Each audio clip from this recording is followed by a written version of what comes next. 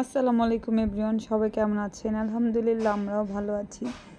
তো আমি আজকে আপনাদেরকে একটি ফেস প্যাক তৈরি করে দেখাবো। ফেস প্যাক তৈরি করার জন্য আমি এখানে নিয়ে নিলাম মুলতানি মাটি। এটা আসলে যার স্কিনে যতটুকু প্রয়োজন ঠিক ততটুকুই নিতে হবে। যার যার স্কিনে যেরকম তো সেই রকমটা নিয়ে ইউজ করতে হবে। কারো স্কিনে বেশি, আবার কারো স্কিনে কমও লাগে পরিমাণে।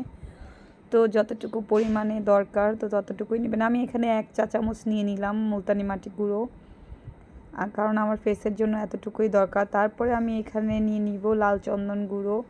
এটাও আপনারা চাইলে আপনাদের পরিমাণ মতো নিয়ে নেবেন, যতটুকু আপনাদের প্রয়োজন। তো আমার স্কিনের জন্য আমি এখানে 1 চামচের মানে আধা চামচ নিয়ে নিলাম, 1 চামচ পুরো নিয়ে নিই। 1 চামচের অনেক কম। তো আধা চামচ না, মানে 1 চামচের 3 ভাগের 2 ভাগ নিয়েছি। তো এই যে এখানে তারপরে দিয়ে দিলাম হচ্ছে রোজ ওয়াটার। তো এখানে আমি রোজ ওয়াটারটাও পরিমাণ মতো নিব, যতটুকু আমার স্কিনে দরকার আমি অল্প করে করে নিয়ে মিক্স করব। একবারে বেশি দিব না, কারণ এটা হচ্ছে পানি।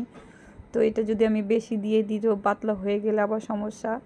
বেশি পাতলাও হবে না, বেশি ঘনও হবে না। স্কিনে যদি মানে যেমন বসে তো অতটুকুই পাতলা করতে হবে আমাকে। তো এই যে দেখেন আমার আমার ফেস প্যাকটা মানে কতটুকু আমি পানি নিয়েছি পরিমাণটা এখানে দেখা যাচ্ছে। রোজ ওয়াটারটা আমি এখানে কয় চামচ নিয়েছি আপনারা দেখেছেন।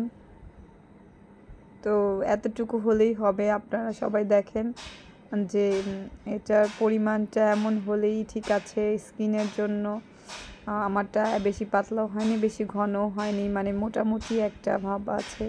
তো এখনই এটা আমি আমার স্কিনে অ্যাপ্লাই করব। আমি অন্য একটা ভিডিওতে আপনাদেরকে দেখিয়েছি এটা অ্যাপ্লাই করে, যে এটা অ্যাপ্লাই করার পর আসলে আমার স্কিনটা কতটা হোয়াইট হয়েছে আর আমার ফেস থেকে ময়লাটা একদম চলে গিয়েছে। আপনারা অবশ্যই বাসায় এটা ট্রাই করবেন, আর কেমন হয়েছে আমার ফেস প্যাকটা অবশ্যই সবাই জানাবেন। তো আল্লাহ হাফেজ।